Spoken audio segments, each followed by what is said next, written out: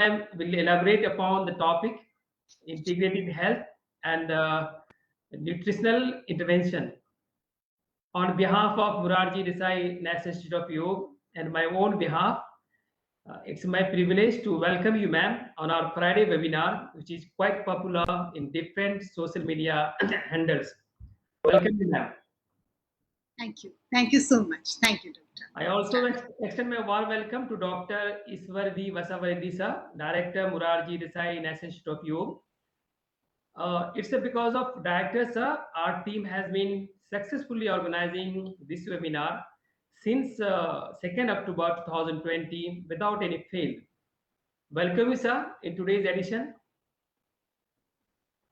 I also welcome all the staff, students, and the social media team of the Institute and the social media friends who are not only joining but also boost up our morale through their valuable inputs. Thank you. Thank you very much. Thank you, sir.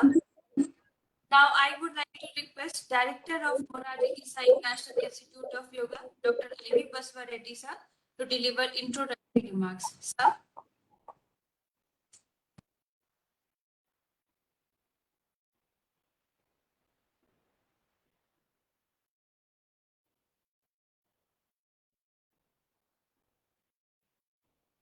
Sir, kindly unmute yourself.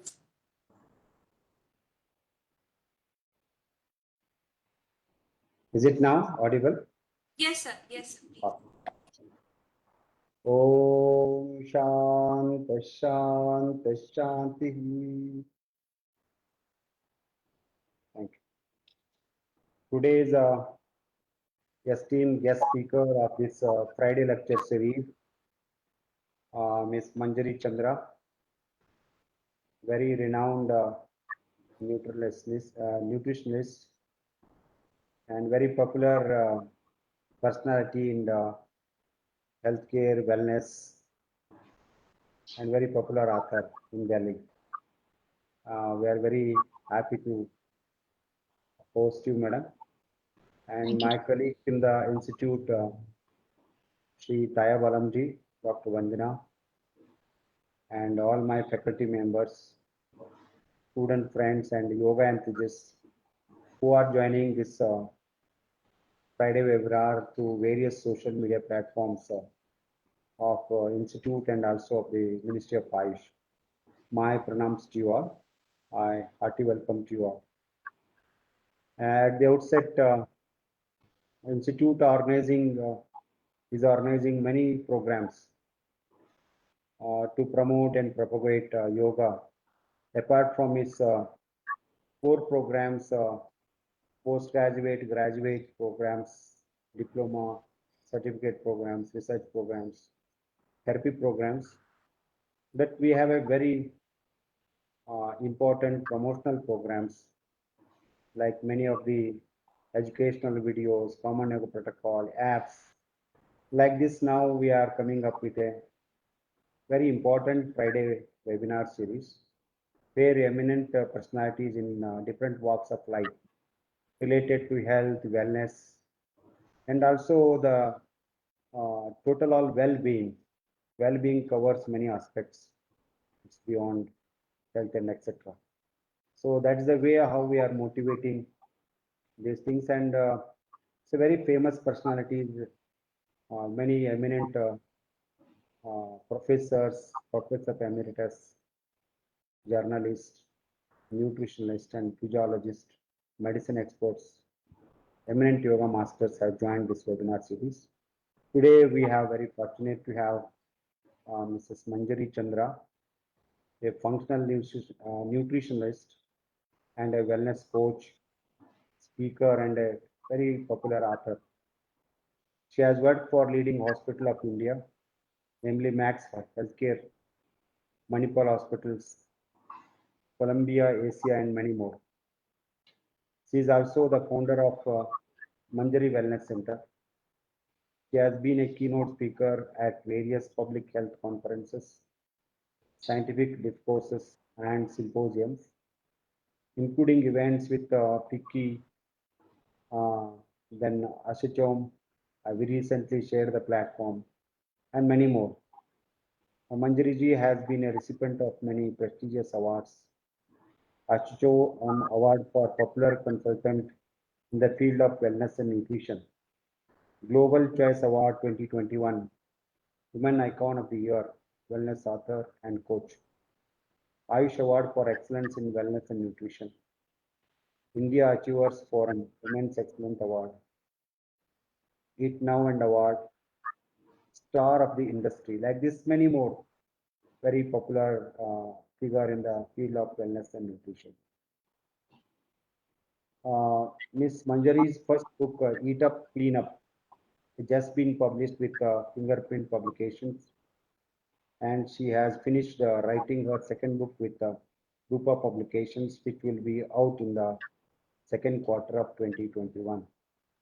Almost it may be under publication now. So apart from this, with a very short interaction with Ms. Manjari in the various platforms, Achichom, and also I do remember we have met in some other TV programs or something. It's very, very knowledgeable, very accommodative, and also people friendly. This is the most important thing in the wellness professionals. So what we eat, what we do, what we think, all these matters, and that creates our personality. Therefore, first it starts with eating well, sleeping well, thinking well, working well. So then behaving well, it had an impact on our behavior. Therefore, food is an important component. Always used to say, what we eat, that we are. So what we drink, जैसे वाणी, जैसे पानी वैसे वाणी, जैसे खाना वैसे मन. So these are the things always we say, but well, it happens. Therefore, in yoga, I always emphasize 50% is minimum. It more than that. If you take care of our food, I am preserved my health 50%. Next 50% it comes from the exercise, the quality of sleep, and all our sensory management. It's called Indriya Sukha, the pleasurable things we attract. It may be a sexual activity or it may be empirical pleasures, what your sensory pleasures. So that is also management. So these comes in the another 50%. So total wellness and the food plays an important role, and metabolism and all these things have an impact on our various achievements in life. It's not only living well, but we have to reach the excellence in the life. Therefore, integrative health and nutrition interventions are very popular. Today in her lecture, I will not tell all these things, but she will definitely try to connect the holistic and integrative health with important tenets of health, different aspects, and 10 systems and 12 causes, and all these things she is going to explain. Definitely, not only today, then we'll edit it and we'll post it on our YouTube in a very popular manner so that many people can aware.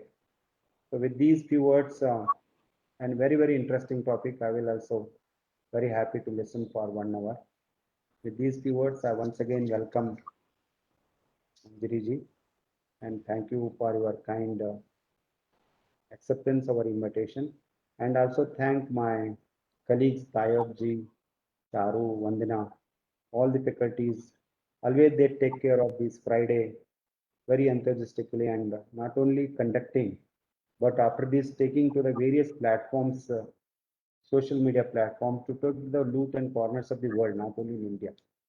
So many of the Italy friends, France friends, in the United States, Japan, Korea, and they also watch our videos after in their time zones. So therefore, I thank all my colleagues who are helping make this webinar very popular. Thank you one and all. With these few words, I request Manjari ji to address and deliver her lecture on the topic holistic health and wellness. Mrs. Manjari. Thank you, Dr. Ishwar. Thank you for that very, very lucid and very, very beautiful introduction that you gave, a lot of credit that you gave for some work that I'm trying to do. But yes, I've had the privilege of sharing the screen and the stage with you in a couple of events. Of course, recently we shared one at ASSOCHAM. Uh, and it's always, as we study medicine more and more, and we see more and more illness around us, Dr. Ishwari, we realize that eventually it all begins from what wrong with our basic systems, our basic systems of stress management, of movement. Yoga, of course, is a big contributor, of food. All these things become the major tenets that will change the numerator of health. So when we're talking to people nowadays, we don't limit ourselves to just talking about nutrition, but we talk about all the 5-6 basic denominators that are required for the numerator to be a healthy one, which means that, as you correctly pointed out, the sleep schedules, the stress management, the exposure to toxins, the physical movement. Yoga, of course, is one of the great ways of moving and keeping your body exercised and flexible, and nutrition. These are some of the basic things that if we do all of them together, all of us can achieve health, and we do not need to be living with sickness or with disease or dependent on medication and modern medicine. And that's what we are trying to now. So that is why integrative health is what is important for everybody to understand, and not just only exercise or only food. That's not the only thing. And that's why today I thought, let me just present something wherein we can build in nutrition into integrative health. So I'd request Dr. Vanna to help me with a small presentation that I've shared with her.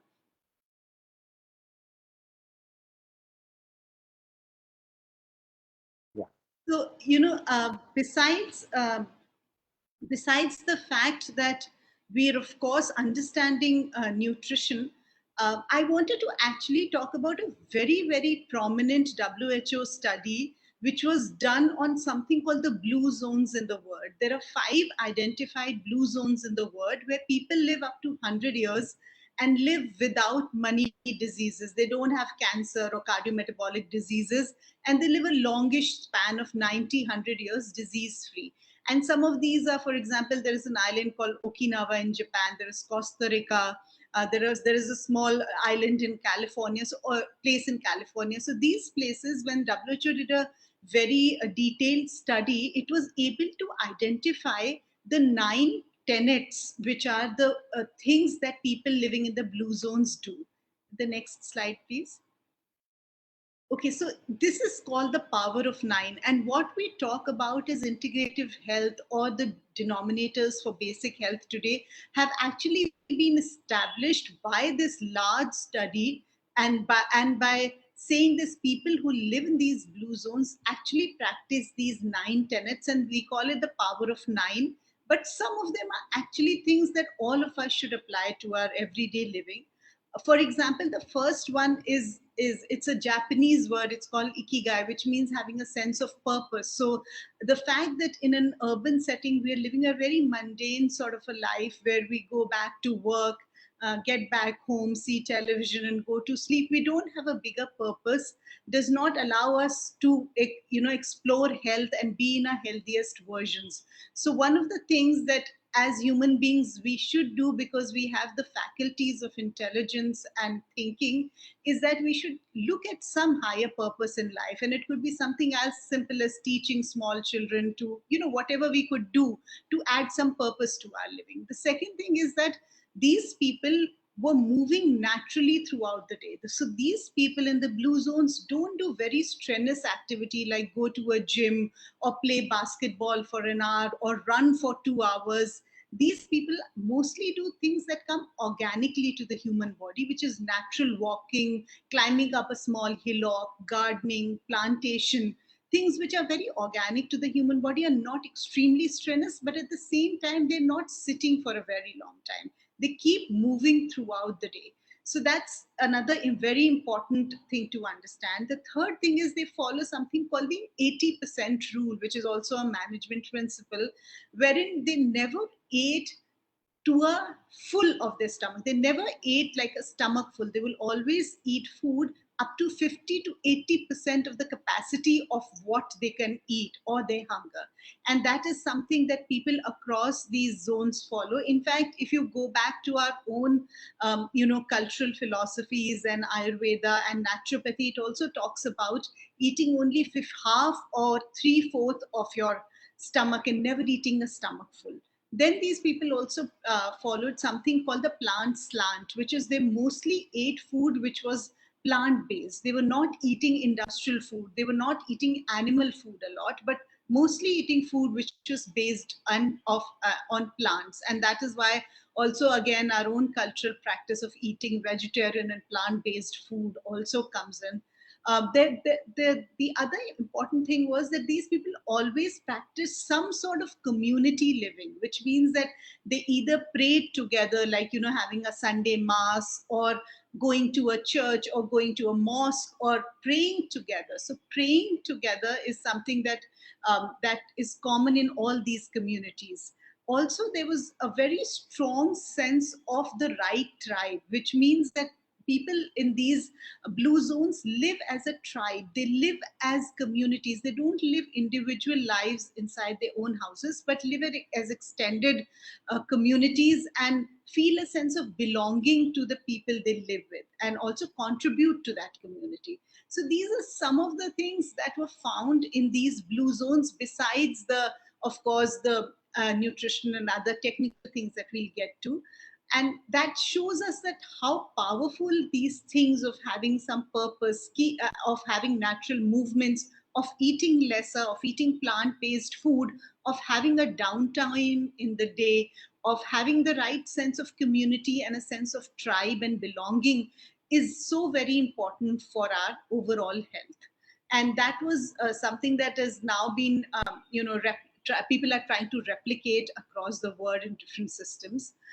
Yeah, the next slide, please. So that is something that I really wanted to, put together, because that's something that all of us can, apply in our lives on a daily basis. The next slide, please. I'm so sorry. I have to request you for changing the slides. I wanted to talk about something called the systems. Our body is essentially a set of systems. We call them the organ systems. But if we had to go a little more, and instead of just calling them organ systems, or more like functional systems, these are the 10 systems that the body really works on. And if you look at them, it is the first one, of course, a lot of talk about the gut and the gut health, which is the gut microbiome, the interaction of hormones, cortisol, neurotransmitters, insulin, all these hormones, the way they interact with each other, the presence or absence of inflammation or injury in the body, how our immune system is balanced. Is it an underactive system? Are you getting infections a lot? Or do you have an overactive immune system where you have autoimmune conditions? Then how is your mitochondria creating energy? What is that ATP, ADP pathway? What is that NADPH pathway? How clean is that pathway is the next system.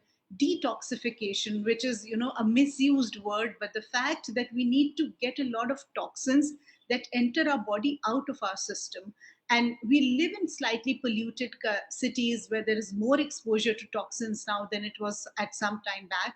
So therefore, there is more need to use our organ systems like the liver, kidney, the skin, the lungs, to remove these toxins from the body. Because if the toxins are not removed, they then compromise with many other metabolic pathways. Structural integrity, which is this, a lot of people have bad posture. They have a poor sense of balance. They don't have a good sense of skeletal system. They lack activity and exercise. So this is also an important tenet of health. Then, of course, anything that's really up there in the psychological self, whether it is your stress, your personal relationships, your social interactions, your mental attitudes, the attitude, the way you react to certain things, your worldly presence, all of that also is an important tenet or system of the human body. The next is called epigenetics. I'll discuss the epigenetics bit and the nutrition bit in detail as we go forward. But these two are extremely powerful mechanisms that can change a lot of things that are going on in our body. The next slide, please. We'll skip this one. Let's go to the next one. Okay. So these are the, are the 12 basic ingredients that we need to see that are clean, and that these are the things that nourish the human body. So many times we say nutrition is just food. No, nutrition is also what you're thinking. Nutrition is also what you're breathing. So these are the 12 ingredients that are essentially the things that determine human health, which is your real, fresh, wholesome food, your nutrients, the light, how much of sunlight are we exposed to, the air that we breathe, the water that we drink. I'll talk about the RO and the after effect of using reverse osmosis, the sleep that we have, how good is our sleep, how timely is our sleep, the movement through the day, the rhythm of the body, the type of love we feel for ourselves and for others around us, the connections we have with human beings and even animals and plants for that matter, the meaning in our life and the purpose, which is the ikigai, the higher sense of purpose that I was talking about. So these are the things we should, probably all of us should write it in our diary and see if we have tick marked all of them. And the more we tick mark, the more healthier we become, because these are essentially the ingredients to a quick recipe or a good recipe of being healthy. The next slide, please. Dr. Anna, could you change the slide, please? The next one, we'll skip this one, ma'am. Okay. Now I'm going to talk about certain things where nutrition and our thoughts become extremely important in changing the way the human body functions. So to give you an example, let's say I have a big cut on my hand. If there is a big cut on my hand, I shower every day, I put a body cream or something, but when I have a big cut on my hand, even water and that cream starts hurting. So really nothing to do with the water and the lotion that I'm putting in. The problem is that I have injury, that I have inflammation, and that is what's happening to most human beings. Every chronic metabolic disease that we know of, every illness that we've heard of besides infection, whether it is cancer or autoimmune conditions, neurological conditions, cardiometabolic, all of them, their underlying cause for all these diseases is some form of chronic inflammation. Inflammation that exists inside the human body, we do not see, not treat it properly, and we do take symptomatic medications just to manage our symptoms, but that inflammation stays.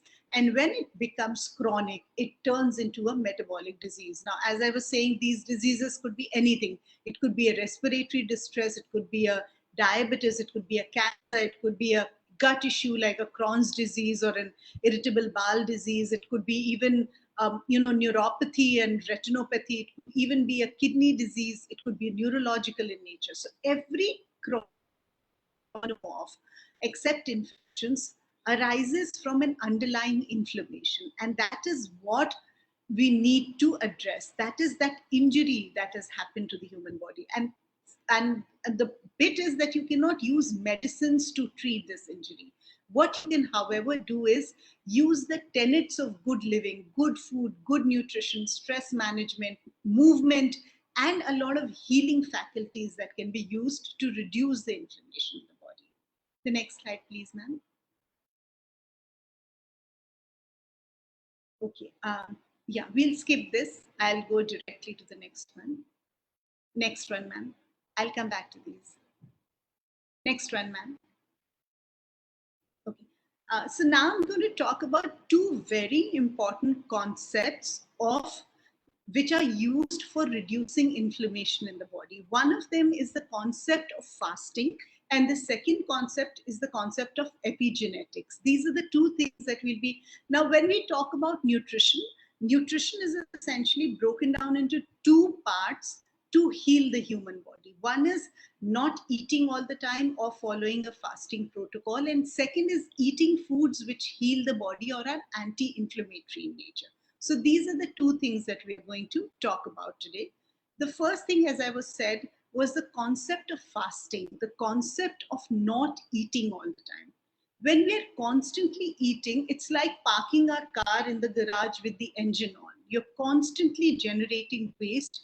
You have a machinery which is in overdrive. You have a constant usage of enzymes and hormones and the gut lining, which is constantly working.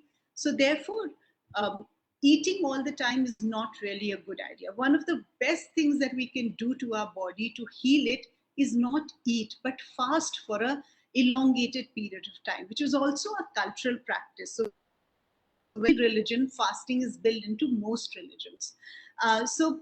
However, research has found out that if we follow a timed fasting, which is we fix in a time where we finish eating at a certain point of the day and eat only after a certain point in the morning, and follow a fasting, some of which by sleep, it gives us very good results because it actually works on many pathways.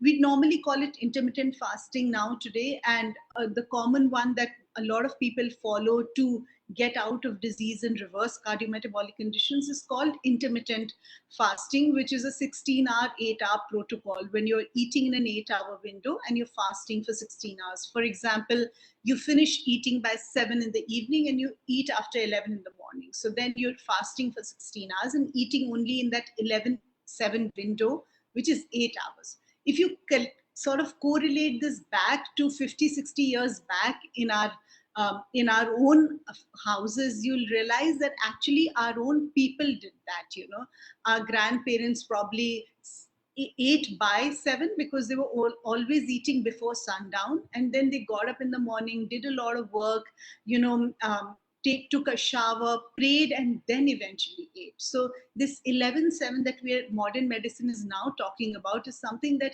culturally we've done for thousands of years already. And it's an extremely effective mechanism to reduce many, many things in the body.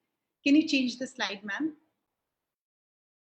So these are the known benefits of intermittent fasting. These are very significant research-based benefits, but I would like to pronounce or talk about a few of them which are extremely significant.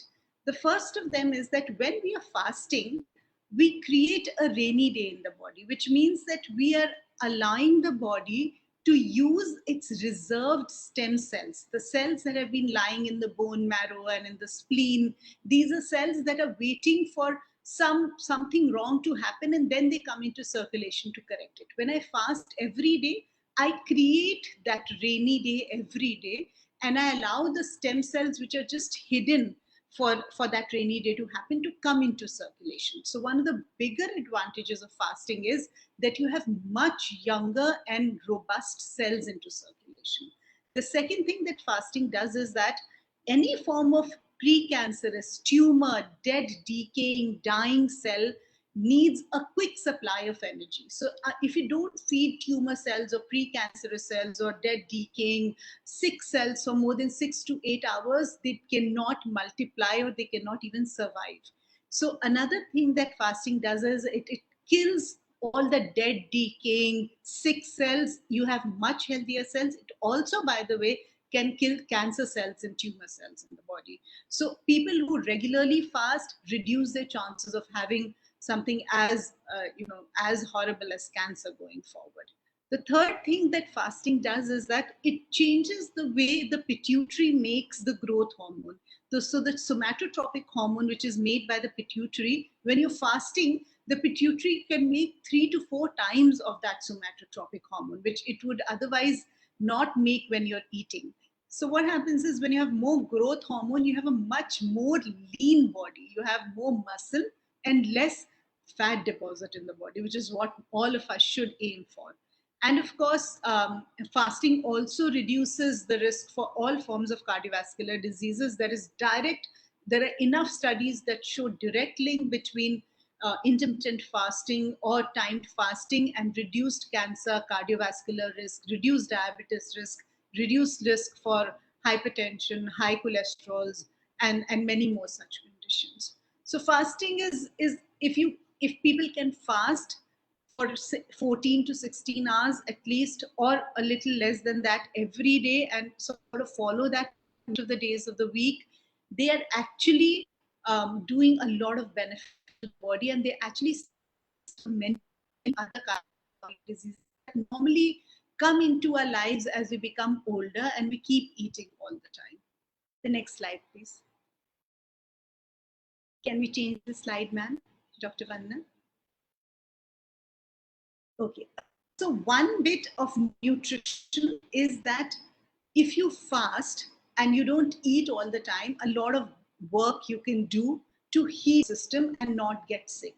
The other bit that I want to talk about today is the concept of epigenetics, which is essentially the fact that, okay, all of us are born with a fixed set of genes. We got a set of chromosomes from our father and a set from our mother, and all of them contain a fixed number of genes which will determine what I am in terms of, you know, what my hair looks like, what my skin looks like, what height I will achieve. Also, what sort of a, you know, predisposition to disease I have. For example, if in my family there's a lot of cancer, I already have the genes to sort of, you know, get, so there is a chance that I might get cancer. That is why when we walk into a physician's chamber and with diabetes or hypertension, he always checks if somebody else in the family has heart disease or diabetes to see the genetic correlation. So that's one part of it. But so a lot of people who are genetically, who are born in families which have these diseases think that they will get it because they are genetically predisposed to it. However, the fact is that only 20% of the fact that you will get a disease is controlled by your genetic predisposition. So your genes decide only 20% of your chances of getting a disease. The rest of the 80% is actually in your own hands, and that is known as epigenetics. And epigenetics is essentially how you modulate these genes. We know that we can change the way gene expression happens by methylation of genes. So, and that has been proven again. So the way these genes will express is called the epigenetic pathway, and these epigenetic modulations can be done by us by the way we live. So 80% of whether I will get a disease or not is actually in my hands, and only 20% is controlled by the genes that I get from the family I'm born in. So the next slide, please, ma'am. So these are the things that modulate our epigenome. They are the ones that will change how the genetic expression will happen. And we know most of them, but let me just quickly spell them out. The first is, of course, your food. You know, we know that in food, for example, there are a lot of things like folic acid, which can beta carotene, a lot of antioxidants that can change the way the methylation of genes happen. So these are pathways where genetic changes can happen. So food is a major denominator of your epigenetic group. Then, of course, the seasons, the seasonal changes that happen, the disease exposure. If you have a lot of exposure to disease and you have a lot of infections, that will also make your predisposition to other sort of diseases more pronounced. Then the exposure to toxins, which means if a person is exposed to carcinogens or chemicals, or a lot of things that come through plastic and packaging, all these toxic substances, which are chemicals basically, can change the way the genes are expressed because they are genetic, they're basically mutagenic substances. So therefore, your exposure to toxins, so people who live in Delhi against people who live in a small town in the hills, the load of toxins is very different for these two people. Then, of course, the drugs we use, the type of medications that we take, the type of antibiotics that we take, the type of pharmaceutical substances that we consume, all of them have a very strong influence on on the way genes express themselves. Financial status. Why? Because a person who comes from a more robust financial background has the chance to buy cleaner food, live in more hygienic conditions, and therefore, that it'll change the way he's susceptible to disease. Exercise and physical activity, we already know that. Gut microbiome, which is what is happening really in the gut? Do you have a clean system? Are you constipated? Is there an irritable bowel? Do you have acidity? We look at these as small things, but they're major problems that can, because when you have a gut issue like an acidity or a constipation or bloating, simple things that we consider just very small symptoms of GI discomfort are actually symptoms which have already altered the gut lining and changed the way food is digested and the absorption of nutrients in the gut. So therefore, the gut microbiome is very important. What alternative medicines we practice, that is why there's a lot of talk about meditation and deep breathing and alternative forms of healthier livings, our social interactions, our interactions with people, how meaningful we feel our social interactions are. So people who are all by themselves, do not have a good family or a social system, will always not have great health. And then of course the psychological state, which is the type of anything really could cause changes in our psychological state, whether it is there is a feeling of depression, a feeling of anxiety, or a sense of loss, or whether it could be even the fact that there is there is some personal issues at the family level, at the work level. All of these, whatever we're really thinking in our mind, is eventually affecting the way our body works, because we know that the gut and the brain are connected by the vagus nerve. So there is a direct gut brain connection. Can we go to the next slide, ma'am? Okay, so in nutrition, I was saying there's one part is the fasting. The second part of the story is you eat those things in the body and avoid those things that inflame the body, because we discussed that inflammation is the seat of every cardiometabolic disease that we know of. So we know that food either heals or harms. So we essentially, what we're trying to do is we're trying to eat from the foods that are healthier and healing and avoid the inflammatory foods. So there's a list of inflammatory foods here. Most of them we already know. And you can just have a look. Essentially, sugars, processed food, dairy, a lot of wheat and rice, a lot of starchy things, a lot of processed, packaged, tinned, canned foods in Tetra Pak, anything which has high trans fat content, too much of sugar, too much of sweets, even artificial sweeteners or industrial sweeteners like high fructose corn syrup or agave nectar. All these things, cured meats, processed meat, all these are extremely inflammatory foods. And in many diseases, if you look at the top foods that cause these diseases, you'll find that they are from these groups. So these are inflammatory foods, and the less we eat them, the better it is for the body. The complete abstinence from these foods can actually heal your body almost completely and actually reverse cancer and diabetes and other such conditions. So a group of foods that inflames the body is this, and these are the things that we should be avoiding in our nutritional plan or in our diet. The next slide, ma'am. Dr. Vandana, can you please change the slide? There is, however, a set of foods that decreases inflammation or heals the body, which are called anti-inflammatory foods, foods that reduce inflammation.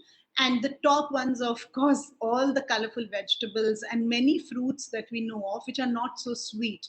So all the berries and, the plums, peaches, the oranges, tangerines, all the sour fruits, and of course, a lot of vegetables, especially the dark green, colorful ones. Also, things like cruciferous vegetables, which are very high in inositols and quercetin. So all these vegetables are the top ones. Second, very good anti-inflammatory food is healthy fat, so a good fish, coconut mustard oil, ghee, the good forms of fat that we know of. Also, the fat can be taken from nuts and seeds, which are essentially things that are really high on good fats and omega-3 fats. A lot of us are low on omega-3 and high on omega-6 and 9, causing that triglyceride, LDL, HDL, ratios to go all over the place. So good fats. Then, of course, things like, fresh tea with the leaves like matcha tea, green tea, even a regular Indian tea, which has some leaves in it. A lot of herbs and spices are extremely carminative and reduce inflammation. So now with the pandemic, we know that ginger, garlic, celery, cinnamon, turmeric, fenugreek, asafoetida, dhania, all these things, mint, cilantro, all of these are extremely, and some lesser known ones like the star anise, the betel nuts. There are so many herbs and spices that we use in our kitchens. They're extremely anti-inflammatory and reduce inflammation in the body. They're also antiviral and anti-cancer. They reduce the the effect of carcinogens in the body. They kill infections, viral and bacterial infections.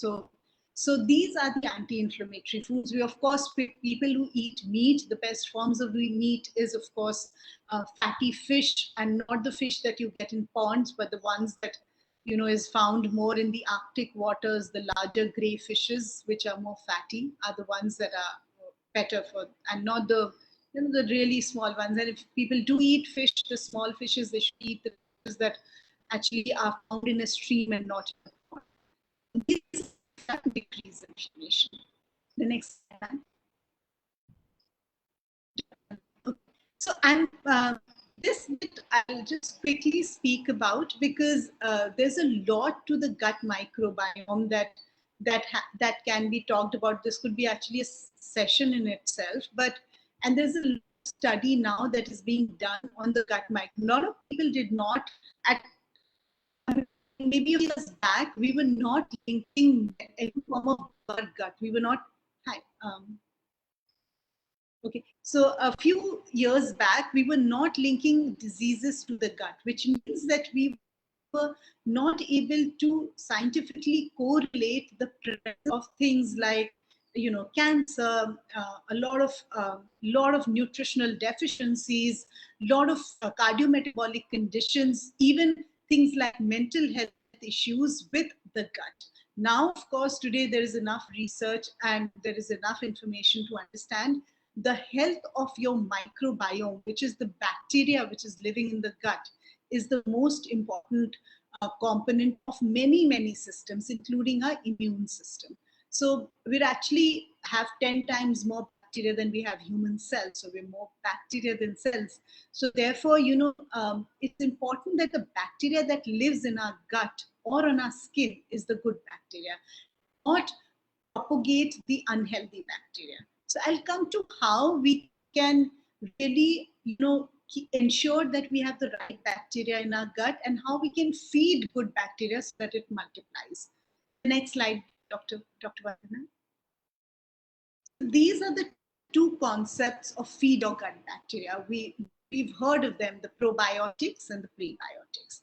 Essentially, you eat food which has live organisms in it. So whether it is home-set curds or fermented foods, things like homemade pickles or kanji, or people in countries like Japan and Korea, they eat a lot of fermented food. So everything that is fermented food is actually a probiotic, because it has live bacteria that you're eating, which will improve the gut microbiome. So that's the first category of food that we should be eating. The second category is called the prebiotics. And prebiotics are actually substances of food or ingredients in food which are mostly called soluble fibers. Directly, my body does not benefit from it because my body really cannot break it down. However, these soluble fibers become the food for these bacteria. For the bacteria to multiply, they need these fibers and healthy fat to feed on. So therefore, when we eat short chain fatty acids like butyrates, and when we eat soluble fibers from vegetables and leeks, and things like carrots and onions and raw fruits and vegetables, we're giving our body prebiotics, which is the food on which the gut bacteria will thrive, the healthy bacteria will thrive. So therefore, when we're looking at improving the gut health, we have to eat the probiotics, which is fermented food with live bacteria, and prebiotics, which is mostly healthy fat and short chain fatty acids, and the soluble fiber, which the gut bacteria will thrive on and improve. The next slide, ma'am. Dr. Vandana, change the slide. Okay. This is the last bit of the presentation because we have limited time, and then we'll of course do a few interactive questions if required. This is one thing that I wanted to talk about also because there's so much talk of immunity and immune system and why some people get a more pronounced infection, some get lesser. So, the cells in our body have, there is a cell membrane, and the cell membrane is permeable to sugar, and it is also permeable to vitamin C, and which is the most potent antioxidant that we know of, which is ascorbic acid, ascorbate of vitamin C. So what happens is when we're eating sugar every 3 hours or 4 hours, every time we eat sugar, because of a primordial or a evolutionary past, when the body did not get so much food, so it would prefer taking the sugar in.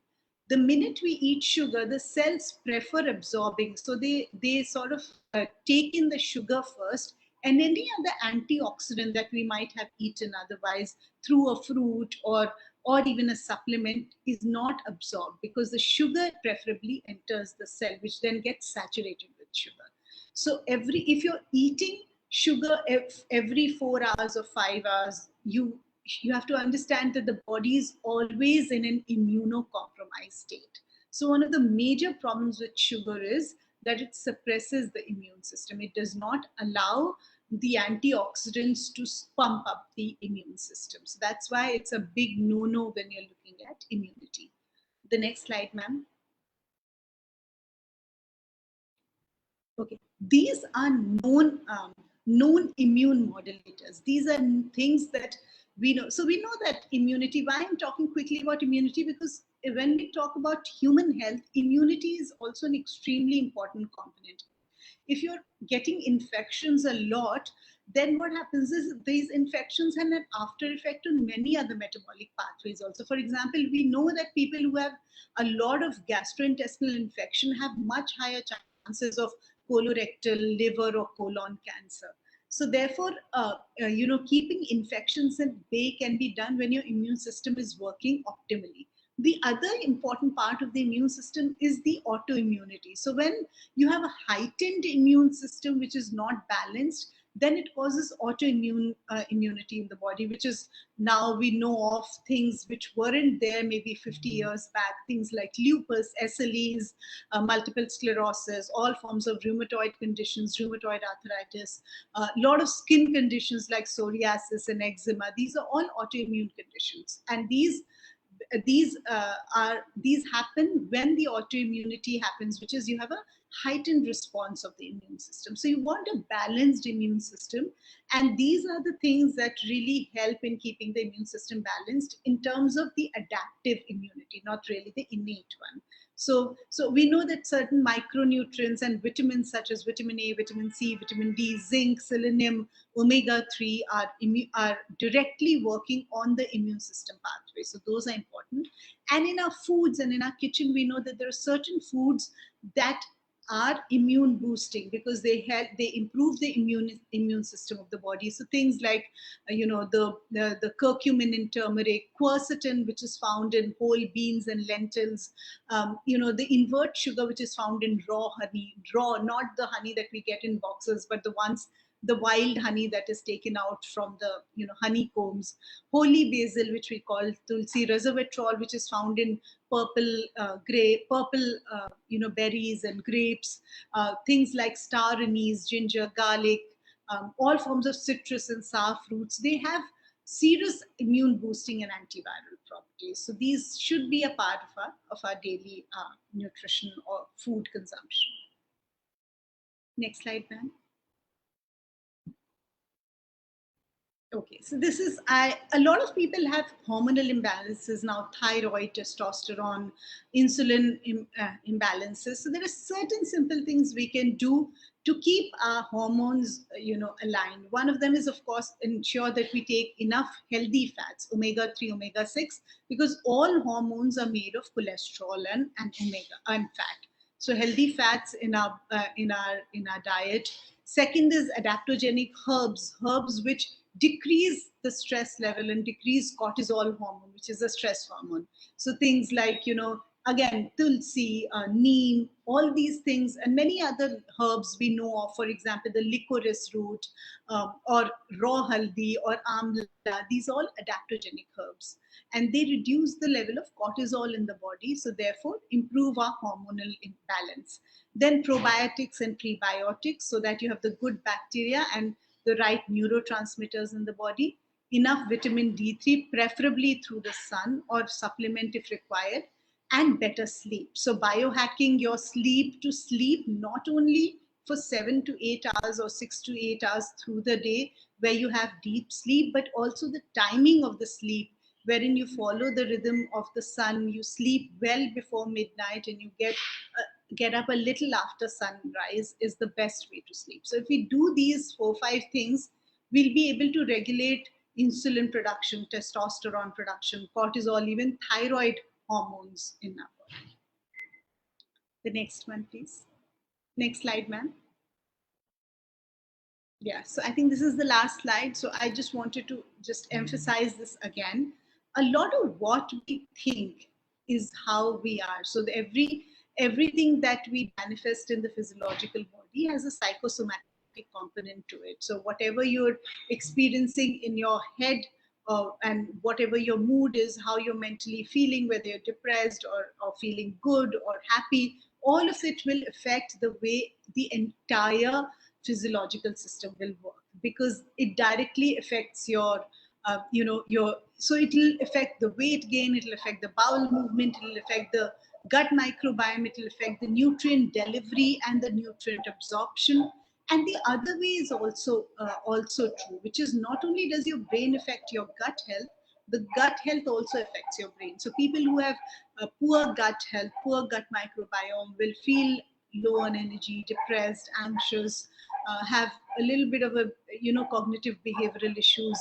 So these are things that are completely interrelated, and we can use this knowledge to our advantage, which is if we are able to keep ourselves positive for most of the time and do the right things to keep our parasympathetic nervous system more active, then we are able to improve our physiological metabolic health. And if we are able to keep our gut healthy by eating the right type of food and reducing micronutrient deficiency, we'll also be good in our brain, in our neurological system, causing the body to be in hormesis, as we call it. I think this is the last slide. Can you check, Dr. Vanna?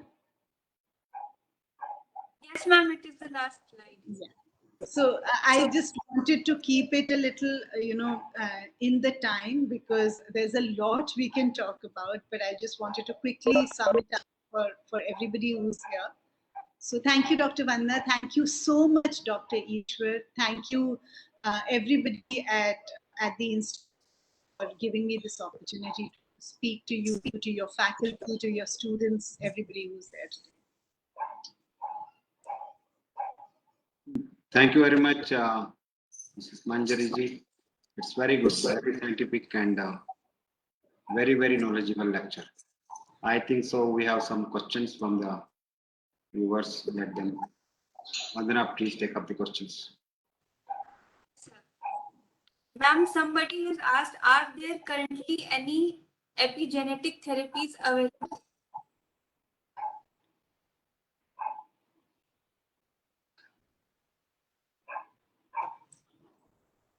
Yeah. So there are epigenetic therapies. We don't really call them epigenetic therapies, but like I was saying, Dr. Vanna, that the epigenetics is basically our environment, our food. So now we clearly know that people who have low levels of B12 or folic acid or certain nutrients, the gene expression changes. So we now do nutrigenomics, which is testing the genes and the correlation with food, and then basis what the person's nutrigenomic report is, we are able to use micronutrients in a way so that we can change the expression of genes. For example, the nutrigenomics report says that this person has a higher tendency for accumulating fat or for high LDL levels. So then you can use nutrients to modulate that pathway. So those therapies are available. Also, gut cleansing, enemas, ozone, all this also can be used for changing the epigenetic pathways. Okay, ma'am. Thank you. Somebody has asked, how frequently should we do fasting? Are there any health conditions in which we should especially avoid fasting? Yeah, so mostly when I'm saying fasting, I'm normally talking about normal people like me and you who don't have any major disease. But if a person has any established serious cardiometabolic disease, then they have to sit with their doctor or their physician or their nutritionist and understand what sort of a fasting method will work or whether it will not work for them. You know, in cancer, for example, modern medicine that says that you should feed cancer a lot, whereas we know that the right way to do it is to starve the cancer, which is actually fast the person for some time who has cancer so the cells cannot multiply. So therefore, for people who have such serious conditions, then you of course sit down and discuss with your healthcare professionals. But for normal people, they can mostly follow fasting. And again, fasting was something that for generations we've done, you know. So our parents, grandparents used to fast twice a week and always finish eating early in the day, not eat early in the morning. So these things are tenets that can be followed by actually most people or almost everybody. Okay, ma'am. Ma'am, somebody has mentioned frequent intake of sugar reduces immunity level, as mentioned by you during the lecture.